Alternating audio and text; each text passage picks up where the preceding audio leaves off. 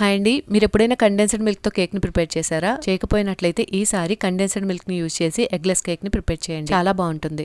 Eggs waste చేసిన cake కూడా దీనంత taste గా ఉండదు అనిపిస్తుంది తింటే. తీసుకున్న కండెన్స్డ్ మిల్క్ లో బటర్, ఆయిల్, షుగర్ లేదా షుగర్ పౌడర్ వేసుకోవాలి. కండెన్స్డ్ మిల్క్ లో స్వీట్నెస్ ఉంటుంది కాబట్టి షుగర్ ని తక్కువ తీసుకుంటున్నాం. ఈ మూడు బాగా కలిసిపోయేలాగా 5 నిమిషాలు బీట్ చేస్తున్నట్లు విస్కర్ తో మిక్స్ చేసుకోవాలి. గోరువెచ్చని పాలలో వెనిగర్ లేదా నిమ్మరసం వేసి ఒక 15 నిమిషాలు పక్కన పెట్టినట్లయితే పాలు కాస్త విరిగినట్లు అవుతాయి. ఎగ్లెస్ కేక్ లో ఇలా చేసిన మిల్క్ ని యూజ్ చేస్తే కేక్ బాగా వస్తుంది. మిల్క్ వేసాక ఇంకో 5 నిమిషాలు బాగా మిక్స్ చేసుకోవాలి.